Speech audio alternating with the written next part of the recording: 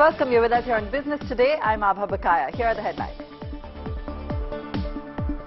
The government appoints B. Anantha Nageshwaran as the new Chief Economic Advisor. The announcement comes just days ahead of the union budget. An exclusive conversation with the man at the center of the historic disinvestment of Air India. DIPAM Secretary Tuhin Kant Pandey on Business Today television. Stay tuned. Volatility continues on Dalal Street. Markets end flat after wiping out all gains in a sharp sell-off dragged by banking and auto stocks. Google to pump in $1 billion in Bharti Airtel as part of its India Digitization Fund.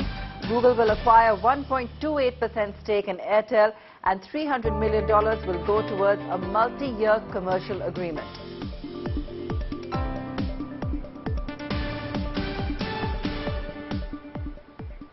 With just days left for the economic survey for the current year to be tabled in Parliament, the government today announced that it has appointed Dr. V. Anantha Nageshwaran as the Chief Economic Advisor in the Ministry of Finance. Nageshwaran, who assumed charge today, has been a part-time member of the Economic Advisory Council to the Prime Minister of India from 2019 to 2021. He has taught at several business schools and institutes of management in India and in Singapore, and he has also published extensively. He was the Dean of the IFMR Graduate School of Business and a distinguished visiting professor of economics at Kriya University. Nageshwaran holds a postgraduate diploma in management from the Indian Institute of Management, Ahmedabad, and a doctoral degree from the University of Massachusetts.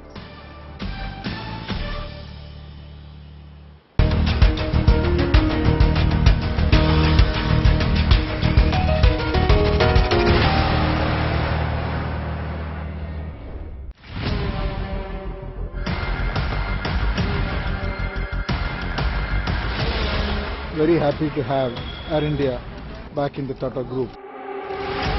The Air India disinvestment transaction is closed. The shares have been transferred to the Talace. Tatas are firmly back in the Air India cockpit. After nearly 7 decades, the Tata Group has officially taken over Air India from the government. In this special show, we're going to give you a sneak peek into the upgrades that the Maharaja is likely to get. And there are many of them. To begin with, the much spoken about enhanced in-flight services, but also improved software and training in revenue management. Better utilization of fleet by improving supply of spares. Improved on-time performance, something that will be much talked about. Cargo operations to be streamlined, and corporate culture among employees will be closely looked at and revamped. These are some huge changes that are in the offing for the national carrier that was struggling to stay on its feet. Now moving on to what's in store for passengers. Better and more efficient service, improved tech for ticketing and operations, better choice of food and meals on board. Tatas will also be using their expertise in various sectors to enhance customer experience, from timely flights, smart staff and world-class service. Tatas are, of course, known for their hospitality. Now, while the government has disinvested Air India, the 12,000 employees will have to be retained by the Tatas. So what do employees do now that the Tatas have taken charge? 10,000 employees will be retrenched for 1 year. They will be eligible for voluntary retirement from the 2nd year. Employees can stay in the company colonies for up to 6 months.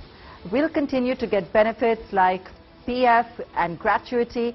Retired employees will continue to get benefits as well.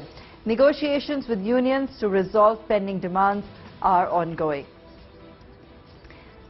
Let's examine the financials, but before we do that, as the Tatas get down to the task of reviving Air India, there are some key questions on what can flyers expect from an airline run by the Tatas, who already have 2 other airlines, Air Vistara and Air Asia currently.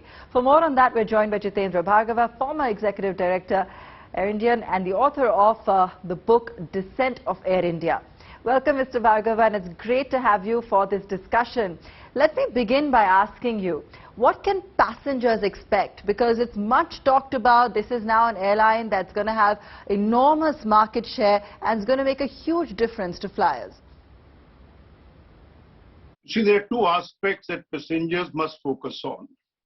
One, those who were patronizing Air India, that they will have a more reliable airline, consistency in onboard services and ground handling. So there is a big gain for the existing passengers. And for those who have not been patronizing Air India, they will have another option. Many of the young people were not even looking Air India as an option simply because it was government owned. They had a certain perception of the airline, and this perception will change. So therefore, there is a lot for the passengers thanks to this takeover of Air India by Tatas, because you have a reliable airline and a good quality airline, which will not only give a run for the money for the other Indian carriers, but also international carriers, the Gulf and the Southeast Asian carriers, which have hitherto been dominating the Indian skies. In terms of product quality, Mr. Bhargav, what can we expect? Do you think Air India will reach the kind of level that we see with Air Vistara in terms of service, including for in-flight entertainment, for instance, or better meals? You will have to divide the product into two aspects. Certain aspects can be attended to in a matter of weeks, like the food, the wine on board, customer attention by the cabin crew, etc., can be done very fast. Because all that they require is to re-engineer the work practices of cabin crew on board, airport staff, etc. And once they've done it, they will deliver. Because what unfortunately happened is that a lot of cabin crew have been in the service industry for long, but did not have the enough motivation, I would say, coming in because of the various kind of salary cuts and everything that was imposed on the staff, etc., by cash-starved Air India. So once you treat the staff properly and professionally, you will see them delivering. So this is what they can do it in the short run. But yes, as far as the quality of aircraft ambience is concerned, it will take time. And fortunately, we are in COVID times, but not full capacity is being deployed at the moment. So they will have a certain amount of aircraft, certain number of aircraft on ground, which can be taken up for servicing and improving the hardware on board the flights, including in-flight entertainment. Thank you, Mr. Bhargav, for giving us some insight into what's in store. Now let's examine the financials of the deal and the implications for the accumulated losses of the government and its disinvestment targets for the year. Business Today magazine's Krishna Gopalan joining in with more on that. Krishna, what happens to the accumulated losses of Air India? How much have the Tatas taken on and what happens to the rest? Well, the loss actually has a bit of an interesting story. It goes back to a time when the whole merger between Air India and Indian Airlines was conceived. So that goes back to 2007-8. And the interesting part is it was a profit-making entity till then. So it's quite obvious that the merger was a bad idea and the airline has been the red since then. So we are speaking of a good 14 to 15 years. All put together, this is in the range of 78,000 crores. It is accumulated, so it does very much exist on the P&L. The priority for the Tatas right now is they've inherited a loss-making airline, so there's no argument about that one. The priority for the Tatas right now is to turn the airline around, get into some level of cost-cutting. What I would anticipate is, given the strength of the Tata Group as a brand, they'll be in a tremendous position to speak to the lenders, get into some form of refinancing, negotiate the rate of interest very hard, and bring those loss figures down substantially. So given their whole track record of having turned around assets and doing some impressive levels of financial re-engineering, I think that should be a relatively easy task for them. Challenging, but eminently doable. Sure. Krishna, what about this year's disinvestment target? How much of that does this deal impact and what about the rest? Well, we are speaking of the government having set out a target of 1.75 lakh crores. If things had gone to plan, we would have, seen the disinvestment of BPCL, and but that, going by media reports, I think is still a while away. We are still woefully short because this brings in only a small proportion of the money which is targeted. So if you break down the numbers completely, we're having about 2,700 crores coming into the government, and the Tata's accumulating debt to the extent of 15,500 crores. So if you take a look at the overall revenue numbers, we are still woefully short because DIPAM's numbers, at least as of date, we are speaking of a revenue of about 9,330 crores. So we're not speaking of that large a number. So we still need the LIC IPO to get off the ground very quickly to kick in the big numbers. Krishna, thanks so much for joining us on that. Now, as the government completes the historic handover of Air India, we get you the man at the center of the disinvestment process, the DIPAM Secretary, Tuhin Kant Pandey. How does it feel? Is it a sigh of relief after all the optimism that you held high? Yes, I think it's a big relief. It's a big relief after all the comprehensive process. So to start off with, there's been a lot of curiosity that we have seen with what the airline will offer now. In fact, a lot of reports have been coming out that it's going to probably have a new look or a new design. Has Tata conveyed something that what awaits consumers? Well, surely I think they really want to turn into a world-class airlines, and a lot needs to be done. Air India has not been in its pink of health for a long time, and I think in a situation where you're always grappling with financial crunch, and when you have also the fact that you are being disinvested, it's also a question of morale. And I think the employees and all the stakeholders will have clarity now going forward. So there could be broader issues of restructuring, broader issues of refurbishing, of customer service, of capital infusion, and certain long-term plans which they can roll out. Right. So you just mentioned about the employees part. How are the concerns of the employees going to be further taken into consideration? Has there been something conveyed on this note? I think the concern of the employees has been the foremost in the mind of this. Of course, we have to be doing something in public interest because the taxpayers and others are equally important. But employees certainly, because I think they are the ones who will be worse affected if any organization is closed down or really, liquidated. I think those are the concerns which will really would have meant a tremendous amount of difficulties, not only to the flyers and network, but also the employees. So a sustainable operation going forward, employees will, I think, maximum gain from, the fact that the organizations will be carried on. And secondly, we have also built in the adequate protection clauses in the employees, for the employees. And many of those demands which were earlier on there for a long time, like, for example, Justice Dharmadhikari, arrears, the issues such as what will happen to the medical benefit of the retired employees and their spouses. Right. What is going to happen to our EPFO? I mean, we have Provident Fund, and going forward, how will it, happen? Things like gratuity, Provident Fund, all of these concerns have actually met and satisfactorily. And it is, I believe, for the employees, the Air India continues as their employer, and nothing changes in that sense. But certainly, I think other aspects of how the employees will be, motivated, and others is for the new the owners to look at. Of course. So on the restructuring side of it, how are they looking at the board? Are the current Air India board of directors going to be retained on the new board? Yesterday was, of course, the first board meeting that was held by the new board also. I think currently they are retaining 4 of the directors, which belong to AI. The government directors have all vacated. So it's basically their choice. And for the moment, I think 4 directors, existing directors, have been continued. Right. Sir, one key concern, and I think one key significance of Air India has been on the bilateral ties, of course. That's been the key prominence with the kind of preferential treatment that they had got in terms of the slots or the direct flights.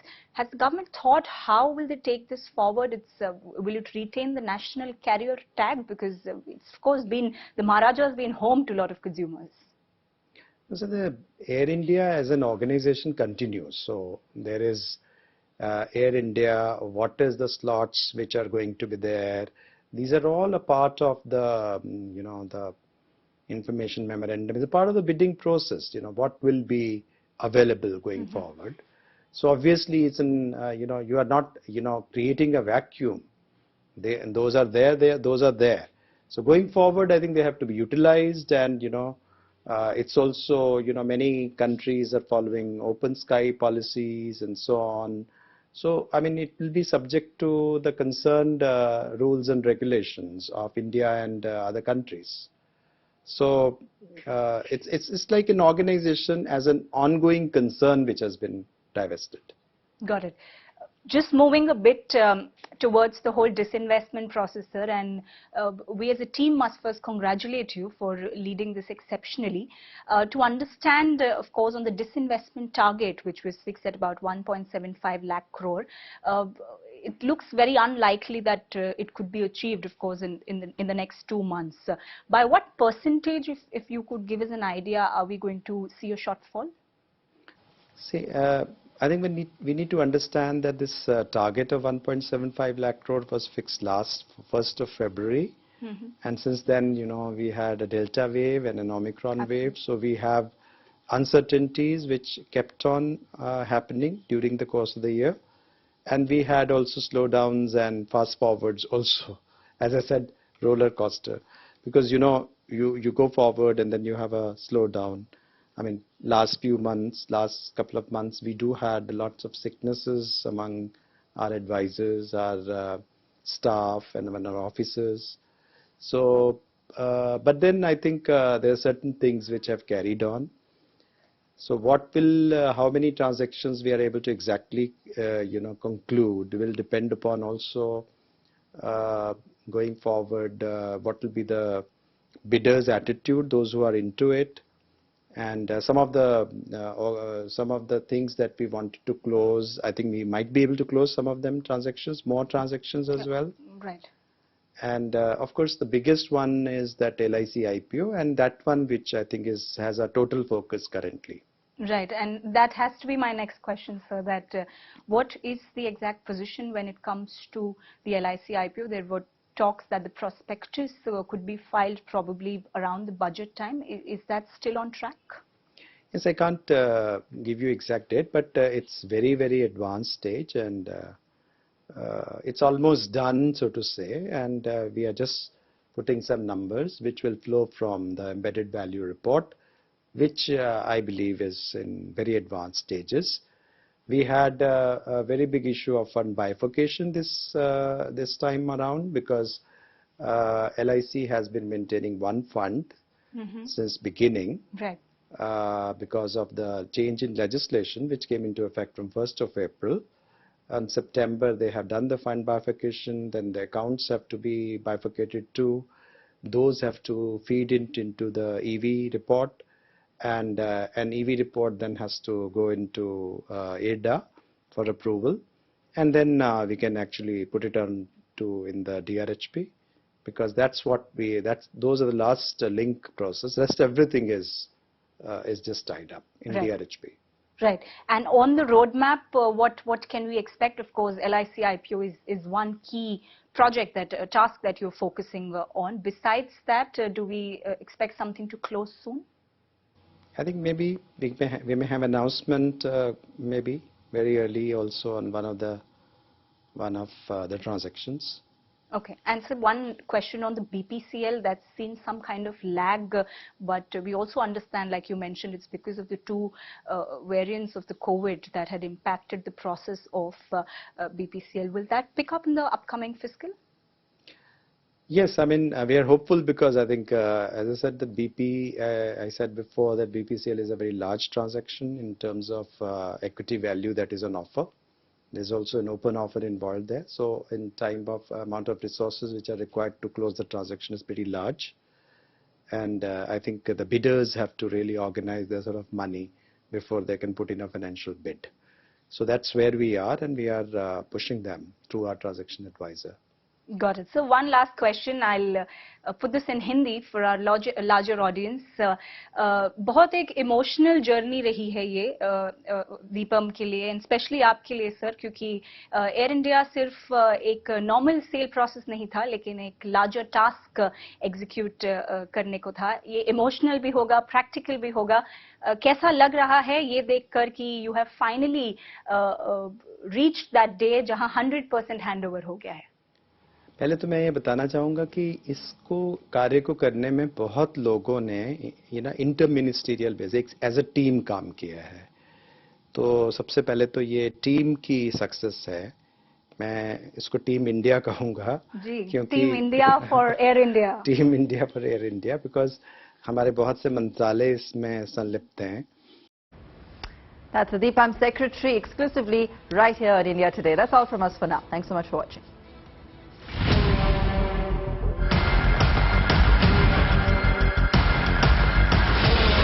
Very happy to have Air India back in the Tata Group. The Air India disinvestment transaction is closed. The shares have been transferred to the Talace.